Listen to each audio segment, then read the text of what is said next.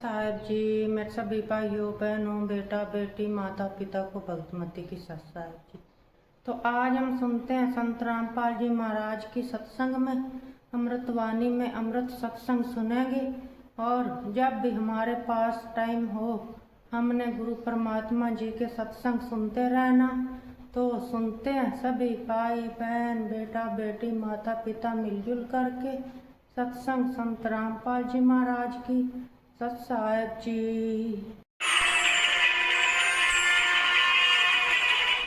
एक समय स्वर्ग का राजा इंद्र अपनी पूरी काफिले के साथ हाथी के ऊपर विराजमान होकर ऐरावत हाथी पे और पालकी लगी, उसके ऊपर एक कमरा सा कक्ष बनाया जाता शानदार, और पूरी नाच गाने होते जा रहे थे आगे पाछे उसके।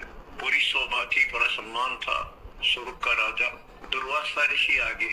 दुर्वासा ऋषि को किसी व्यक्ति ने एक बहुत सुंदर मोतियों की बहुत बढ़िया माला भेंट की, उसने वो अपने गले में डाल ली। दुर्वासा आ रहा था और उधर से इंद्र का काफिला जा रहा था। दुर्वासा ने इंद्र को नीचे से वो माला फेंक दी, ले आशीर्वाद मेरा। इंद्र ने लेकर हाथी के मस्तक पर धर के अपना आज्ञा रख ली। और ऐसा है, जब हाथी में बैठने वाले राजा लोग कुछ खाते पीते थे, उसका छलका पहले काले उस हाथी के मस्तक पर रख देते थे। हाथी उनको उठाकर नीचे फेंक देता था, ये उसकी प्रैक्टिस थी। हाथी ने वो माला सूंड के पकड़ के बाहर फेंक दी। इस बात पर दुर्वासा क्रोधित हो गया और कहा, तूने मेरी भेंट का सम्मान नहीं किया, तेरा राज नष्ट हो जाएगा, जिसके कारण तू वैभव बना रहा।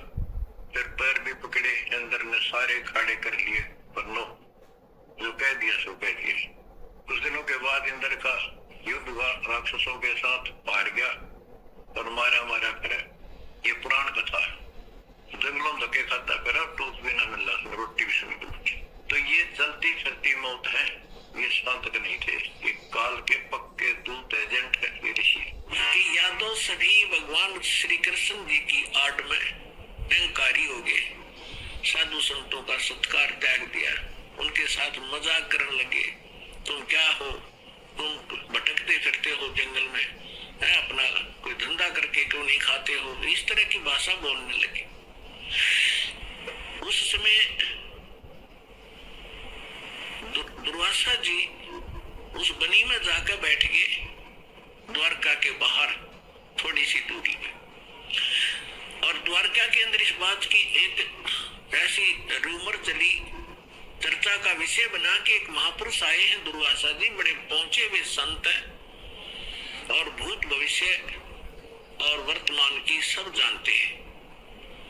श्री कृष्ण जी के पुत्र प्रद्युम्न और उसके साथियों ने मिलकर एक कुबद सूची, उन्होंने एक फैसला लिया कि भाई ऐसे सुन रहे हैं कि ये दुर्वासा जी बड़े पहुंचे हुए महापुरुष हैं और भूत भविष्य की सारी जानते हैं, इसकी परीक्षा लेते हैं।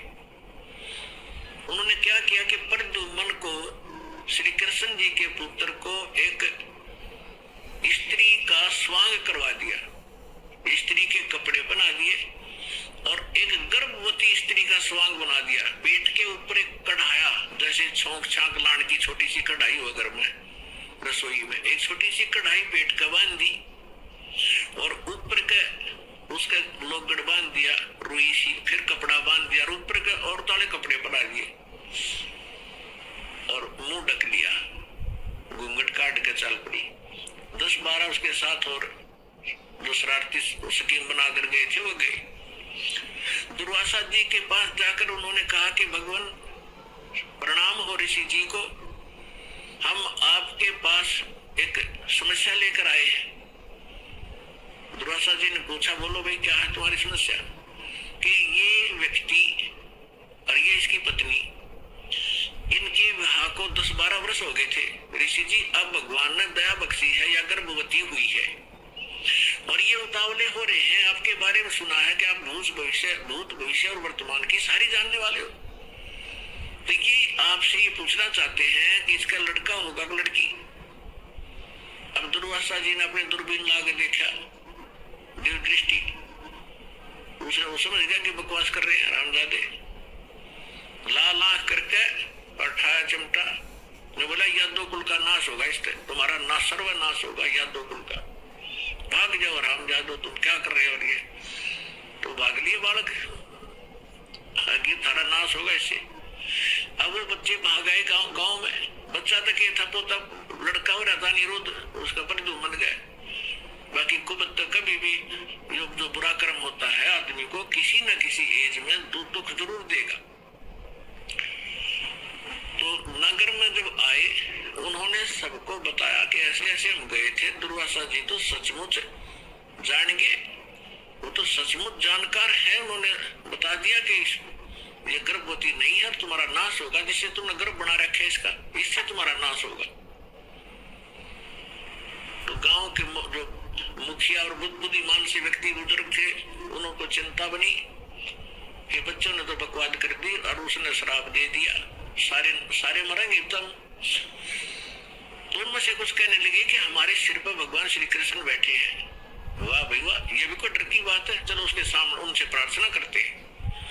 अब श्री कृष्ण जी के पास गए।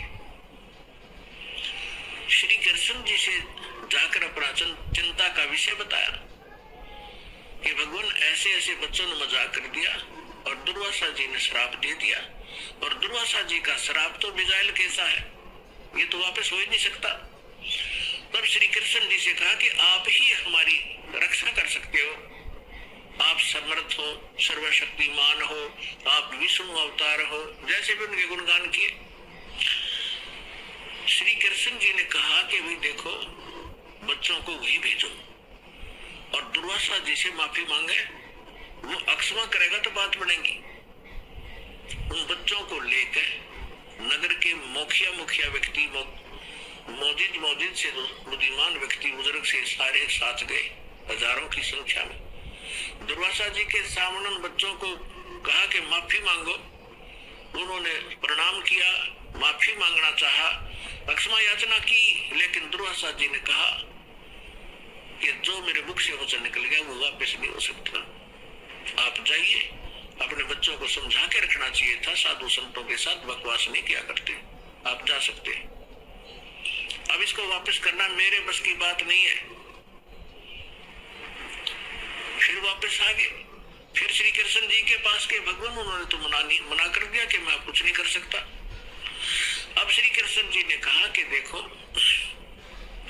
इस चीज से अपने आत्माओं, इस कथा से आपको बहुत सा ज्ञान होगा, हर पहलू पर इस पर विचार दास आपको देगा। अब देखो, हम किसी, ये जो श्राप दे दिया 3 ताप के अंदर आता है। किसी को श्राप दे देना, किसी पर गाल देना, किसी का प्रेत आत्मा छोड़ देना, किसी का जंतर मंत्र कर देना, किसी को ऊपर काला जादू कर देना, ये 3 ताप के अंतर्गत आते हैं। और इन 3 तापों के दुख से पूरे यादवग्रस्त हो गए और श्री कृष्ण भगवान कल आवे, श्री कृष्ण भी उस ताप से मुक्त नहीं कर सका, उनका नाश हुआ लास्ट में। आना की समाधान भी बताया उन्होंने।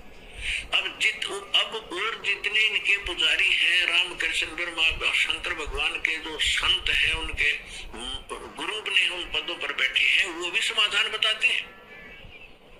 जब श्री कृष्ण जी के समाधान बताने से साधना क्रिया उसने बताया, उनके करने से कुछ लाभ नहीं हुआ, तो ये इनके जो पुजारियां के बताए हुए समाधान से आप क्या लाभ लोगे, इससे इतना निष्कर्ष निकलेगा। अब क्या हुआ कि श्री कृष्ण जी ने कहा कि देखो, चिंता मत करो, सीधा सा हाल है इसका कि किस से हमारा नाश होगा, कि जो कढ़ाई बांधी थी पेट पे, लोहे की कढ़ाई, और जो कपड़े पहन रखे थे, रुई लगा रखी थी, इनको तो जला दो, कपड़ों को तो।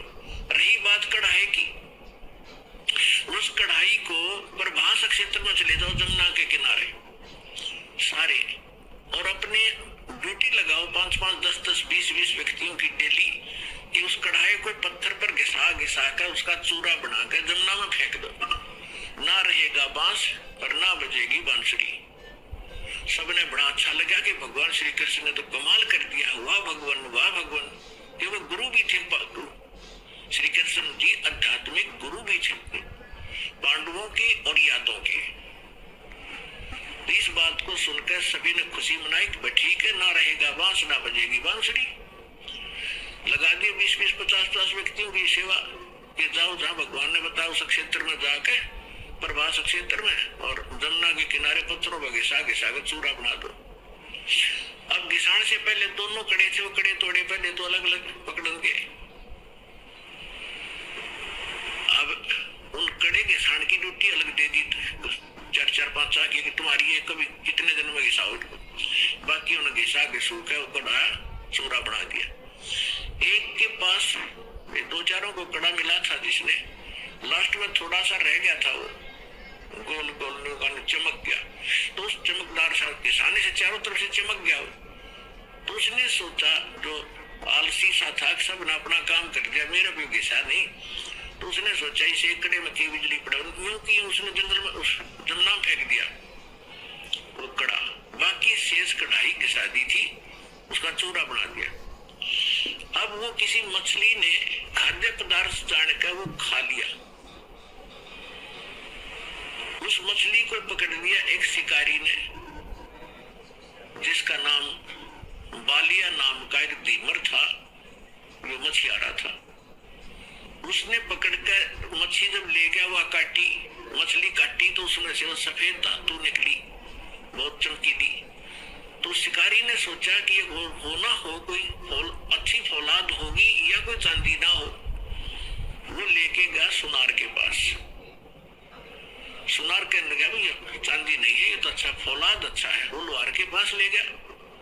लोहार ने कहा कि बहुत अच्छा इस्पात है और इसका क्या बनाऊं?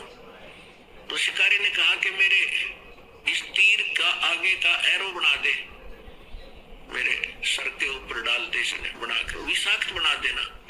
तो उसका तीर के जो बाण होता है तीर का, उस बाण के आगे गोल एरो होता है तीखा, ताकि पशु पक्षी के जाके सीधा लगे, मार दे उसको। तो वो विषाक्त बनवा लिया। उधर से कुछ दिनों के बाद उधर से जिन्होंने वो चूरा फेंका था जमुना में, उसका घास हो गया, जैसे डाब उस होती है ना कुसा की तरह, और जैसे ईख देखा हो, ईख जैसे पत्तों का और तेज धार के पत्ते उसके, जैसे आपने हमें मालूम है कि जैसे कई बार डाब होती है जिसको कुस बोलते हैं, कुसा, उसके इतने तीखे पत्ते होते हैं, उंगली का लपेटा आ जाए तो उंगली काट देता, वो आधे से ज्यादा काट देता, आधी, इतने तेज पत्ते होते हैं। लेकिन वो तो दुर्वासा के श्राप से शापित था, वो एक ऐसा घास हो गया। उधर से क्या हुआ, कुछ दिनों के बाद, 1 वर्ष 2 वर्ष 4 वर्ष के बाद क्या हुआ, आपस में द्वारका के अंदर झगड़े शुरू हो गए। छोटे बड़े की लाज रही नहीं, थोड़ी सी बात पर मार काट मचा दी, थोड़ी सी बात पर कत्लेआम करने लग गए।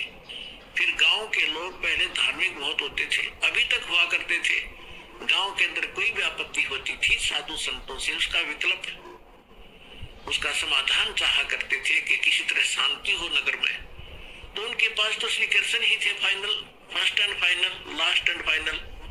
श्री कृष्ण जी के पास गए। श्री कृष्ण जी से बताया कि भगवान पता नहीं नगर में क्या बढ़ गया, क्या घुस गया नगर के अंदर, कोई किसी की बात सुनने को तैयार नहीं, बड़े छोटे की लाज रही नहीं, जरा सी बात होती है लट्ठम लट्ठा कत्लेआम होने लगे। भगवान कोई दया बख्शो, कोई समाधान बताओ इसका।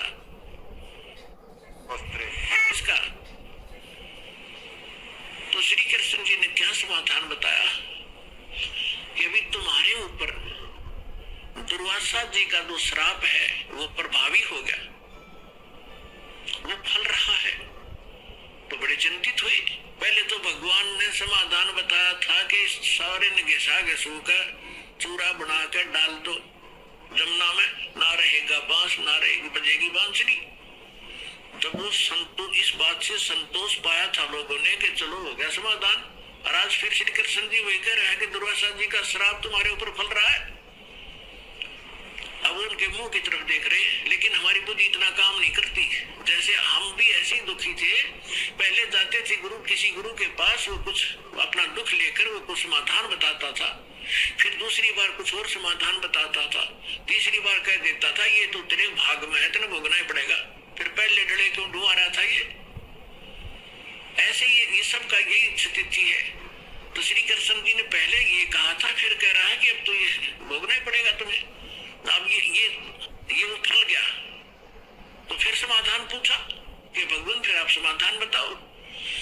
ऐसा करो, सभी जितने भी नर यादव हैं, पुरुष, मेल ओनली, चाहे नवजात शिशु भी क्यों ना हो, प्रभास क्षेत्र में जाओ जहां वो कड़ा आगे साया था और चूरा डाल रखा था, वह घास उग रहा इतना बड़ा बड़ा कि वहां जाकर सभी के सभी जमुना में स्नान करके आओ। तुम्हारा साप पाप मुक्त हो जाओगे, साप मुक्त हो जाओगे जमुना में नहाने से, स्नान करने से। अब सब बड़े प्रसन्न हुए। ये बड़ा सरल उपाय बताया भगवान ने। और सभी अपने अपने बच्चों को, नवजात शिशु से उसी दिन जन्मा था उसी में लड़के को, ओनली लड़कों को ले गए साथ में और पहुंच गए 56 करोड़ वहां पर। पहले स्नान करें जाते ही, ताकि साप कटे, हमारा पाप, ये साप नाश हो, शराब खत्म हो। और बाहर आते ही, क्योंकि पहले मन मुटाव चल ही रहा था सभी का, उसने तू ऐसे क्या बोल रहा था उस दिन, तू ऐसे उस दिन सारे इकट्ठे हो गए, तब तक कभी कभी मिले थे। बाहर आते वो एक दूसरे को गाली गलोच, लट्ठम लट्ठा और घास निकाले, घास पाड़े और मारे, गर्दन में लग के आर पार हो जाए, तलवार का काम करने लगे वो घास। और 56 करोड़ यादव कटका मर गए थे वहां साप नाश करान, अपना नाश कर लिया वहां जाके। श्री कृष्ण जी के बताए समाधान अनुसार उनका साप तक कटा नहीं, साप तक नाश हुआ नहीं, यादव का नाश हो गया। अब यहाँ परमात्मा कहते हैं कि गरीबदास जी कहते हैं, तुम कौन राम का जब तेजापम और ताते कटे ना ये तीनों तापम, समर्थ का शरणाग हो रंग होरी हो, भाई कदे न हो ए काज राम रंग होरी हो। ये समर्थ की शरण में आ जाओ, तुम्हारे कभी अकाज नहीं होंगे और ये तीनों ताप का नाश हो जाएगा। अब प्रसंग चल रहा है, उसी पर चलते हैं। विष्णु पुराण के अंदर लिखा है कि कुछ यादव बच गए थे। श्री कृष्ण जी फिर गए अपने वहां से, नगर से बाहर निकले, उसने उस घास को पाड़ा, उसमें यह लिखा कि मूसल बन गए, मूसल। उन मूसलों से शेष बचे हुए यादवों को खुद श्री कृष्ण जी ने मारा, कति नाश कर दिया। और आप जाकर लेट गया प्रभास क्षेत्र में एक वृक्ष के नीचे। भगवान श्री कृष्ण के पैर में पद्म, एक चमकीला पदार्थ, जैसे हमारे तिल हो जाते हैं, मुछ हो जाते हैं, ऐसा उनके पैर में जन्म से ही एक पद्म था। वो रात्रि में ऐसे चमकता था जैसे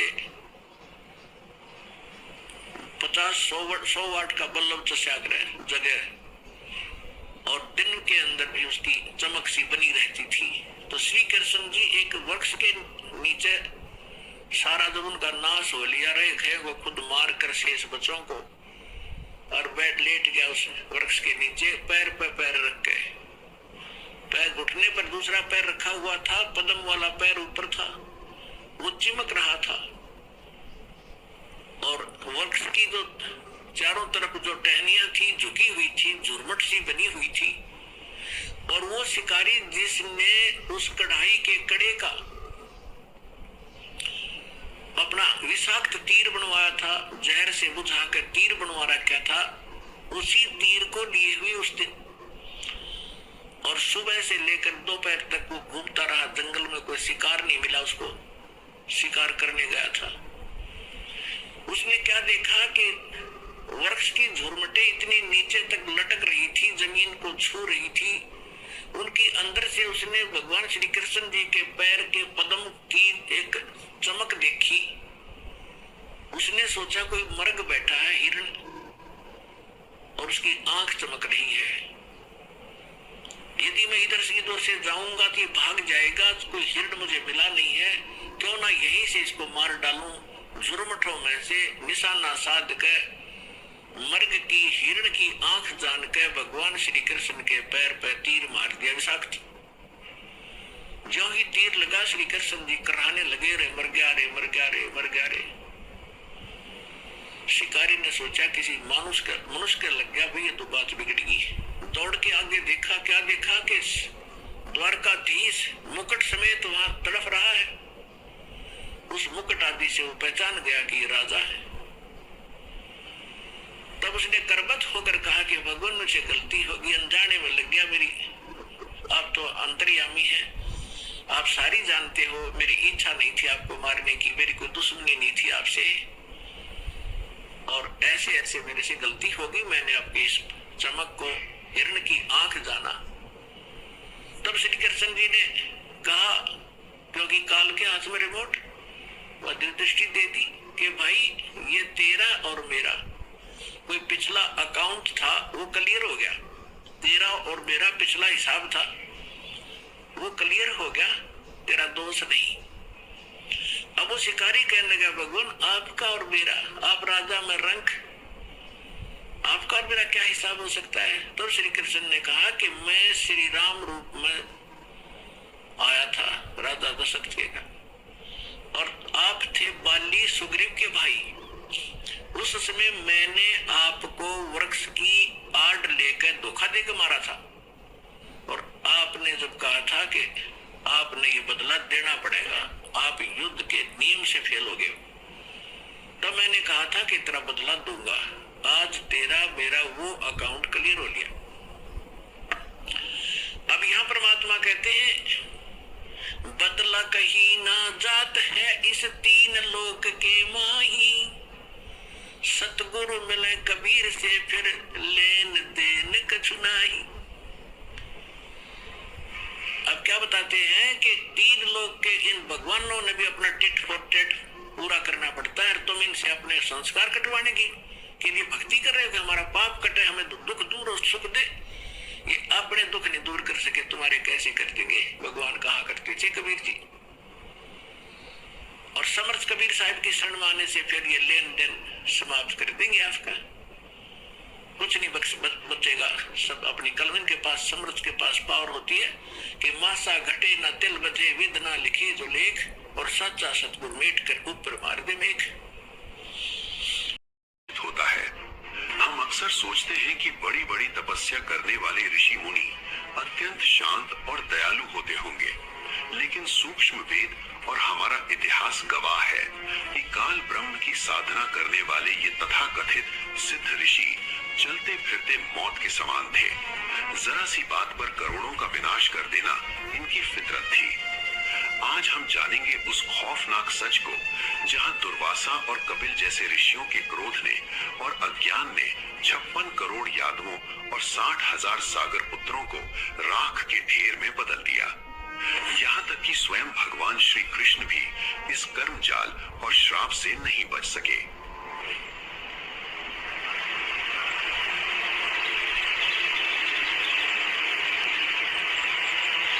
कथा की शुरुआत होती है काल ब्रह्म के एक प्रबल साधक ऋषि दुर्वासा से। एक दिन दुर्वासा ऋषि कहीं जा रहे थे।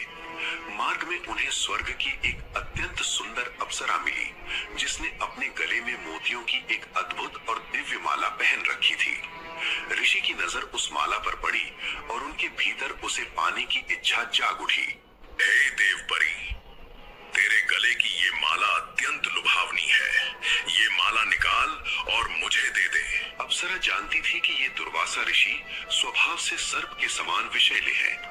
यदि मना किया तो क्षण भर में भस्म करने का श्राप दे देंगे। भयभीत अप्सरा ने तुरंत माला अपने गले से निकाली और आदर के साथ ऋषि को थमा दी। दुर्वासा ने उस माला को अपने बालों के जूड़े में लपेट लिया और आगे बढ़ गए।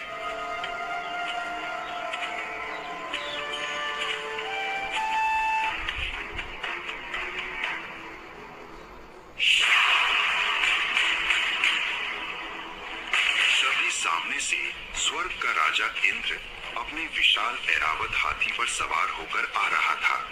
उसके आगे पीछे करोड़ों देवी देवता और अप्सराएं गाते बजाते चल रहे थे। दुर्वासा ऋषि ने अपने जूड़े से वो माला निकाली और इंद्र की ओर उछाल दी। इंद्र ने वो माला आदर से पकड़ी, लेकिन चूंकि वो हाथी पर बैठा था, उसने अपने नित्य नियम के अनुसार वो माला ऐरावत हाथी की गर्दन पर रख दी। लेकिन एक पशु तो पशु है। हाथी ने अपनी सूंड उठाई, माला को पकड़ा और जमीन पर फेंक दिया। बस इतना होना ही दुर्वासा के क्रोध को भड़काने के लिए काफी था। अहंकारी इंद्र, तेरा ये दुस्साहस, तुझे अपने इस तुच्छ स्वर्ग के राज्य का इतना अभिमान हो गया है कि तूने मेरे द्वारा दी गई दिव्य माला का सरेआम अनादर किया। जा, मैं दुर्वासा तुझे श्राप देता हूँ कि तेरा ये सारा राजपाट, तेरा ये वैभव और तेरा ये स्वर्ग अभी के अभी नष्ट हो जाए। हे मुनिवर, मैंने आपका अपमान करने का कोई विचार नहीं किया था। कृपया मुझ पर दया कीजिए। मैंने तो उसे आदर से मस्तक से लगाकर हाथी पर रखा था। ये तो इस पशु की औपचारिकता थी जिसने इसे नीचे गिरा दिया। मुझे क्षमा कर दे मुनिवर। ऋषि दुर्वासा का वचन कोई वापस ली जाने वाली सांस नहीं है। इंद्र, जो मैंने कह दिया वो कह दिया। तेरा सर्वनाश निश्चित है। और कुछ ही समय में इंद्र का स्वर्ग उजड़ गया। ये था दुर्वासा ऋषि का क्रोध, जिसे सूक्ष्म वेद में नीच समझ वाला कहा गया है। लेकिन दुर्वासा के क्रोध की सबसे खौफनाक लीला तो अभी बाकी थी।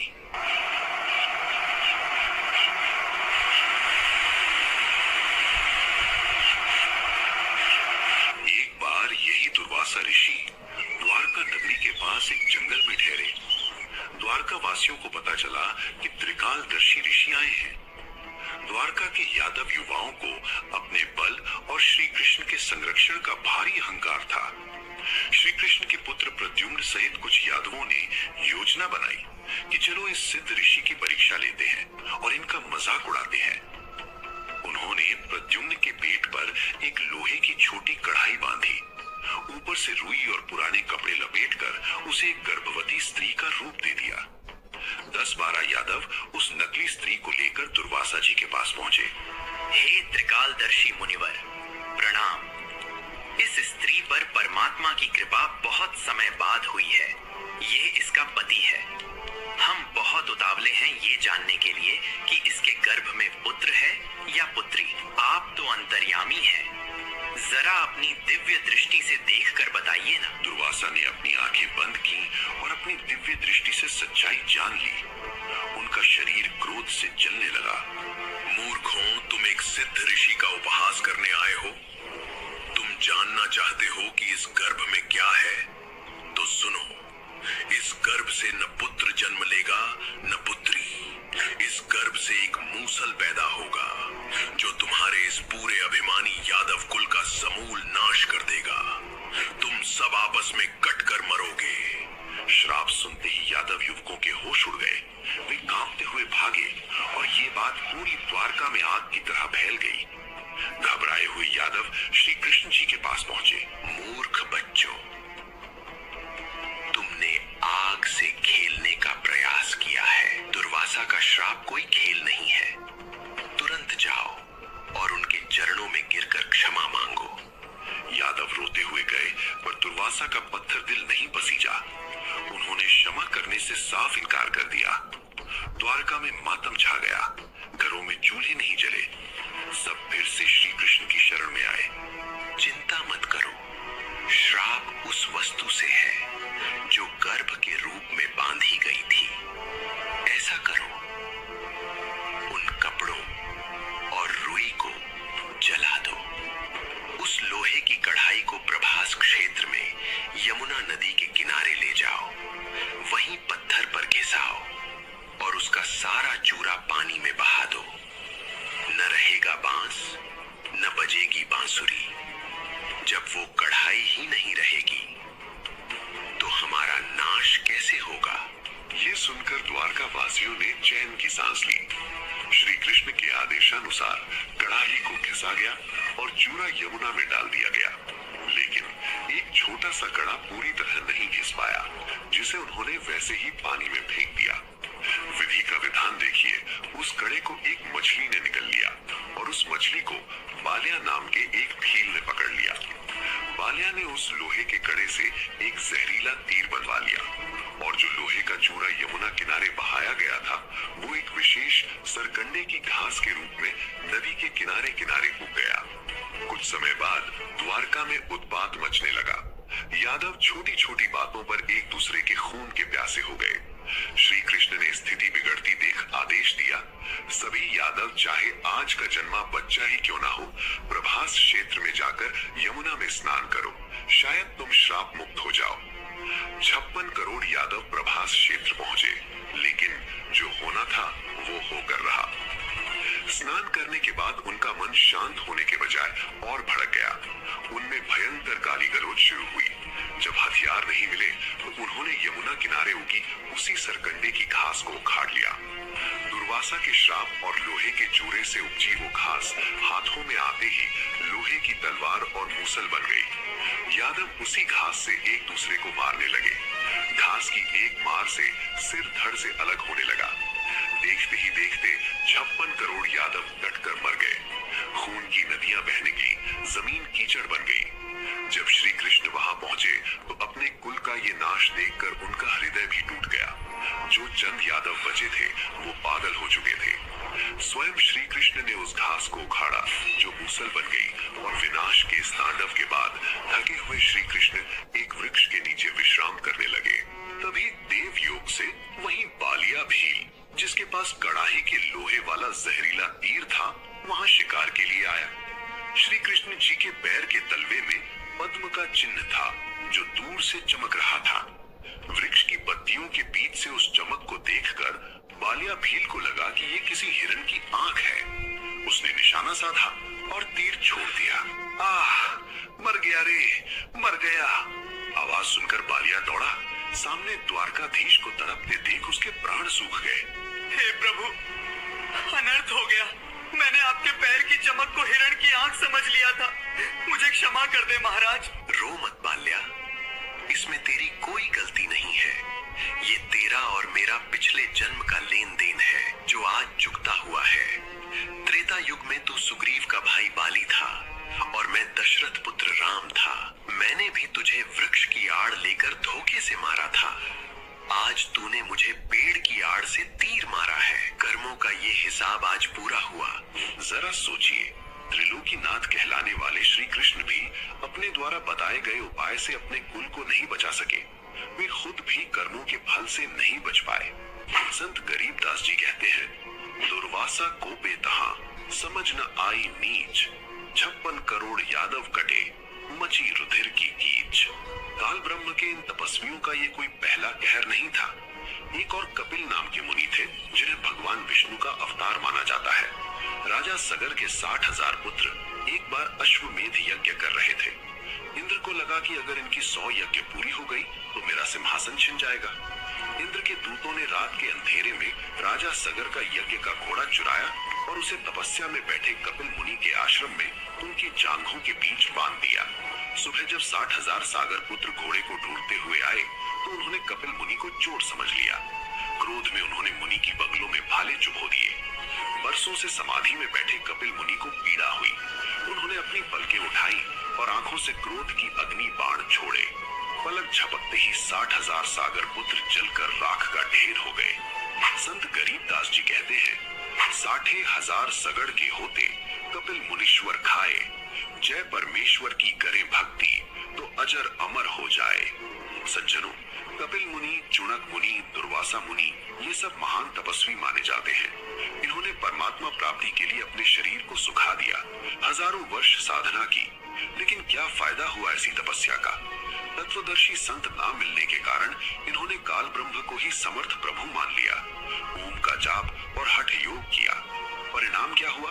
गीता अध्याय 16 श्लोक 23-24 में कहा है कि शास्त्रा विधि को त्याग कर जो मनमाना आचरण करते हैं उनकी साधना व्यर्थ है। सूक्ष्म वेद बताता है कि ये ऋषि अपनी तपस्या के प्रभाव से कुछ समय के लिए स्वर्ग या ब्रह्म लोक जाएंगे, फिर राजा बनेंगे, फिर अहंकार में डूबेंगे, फिर कुत्ते और गधे बनेंगे। जब कुत्ते बनेंगे तो जिन 56 करोड़ यादवों और 60,000 सागर पुत्रों को इन्होंने अकारण मारा था उनका पाप इनके सिर चढ़ेगा और कीड़े इनका मांस चुन चुन कर खाएंगे। आज का मानव बुद्धिमान है, शिक्षित है। जरा विचार कीजिए, जब भगवान श्री कृष्ण के बताए स्नान और तीर्थ से यादव कुल का श्राप नहीं मिट सका, तो आज के इन अज्ञानी गुरुओं और पंडितों के बताए गंगा स्नान से आपके पाप कैसे कट जाएंगे। गीता अध्याय 15 श्लोक 17 कहता है कि उत्तम पुरुष तो कोई और ही है जो अविनाशी है और तीनों लोगों का धारण पोषण करता है। क्षर पुरुष और अक्षर पुरुष से पार उस पूर्ण ब्रह्म की खोज करो। आज जगत गुरु तत्वदर्शी संत रामपाल जी महाराज हमें शास्त्रों के आधार पर वही सच्ची भक्ति समझा रहे हैं। पाखंड को छोड़िए, पूर्ण गुरु की शरण में आकर मर्यादा में भक्ति कीजिए ताकि आपको सनातन परम धाम की प्राप्ति हो सके।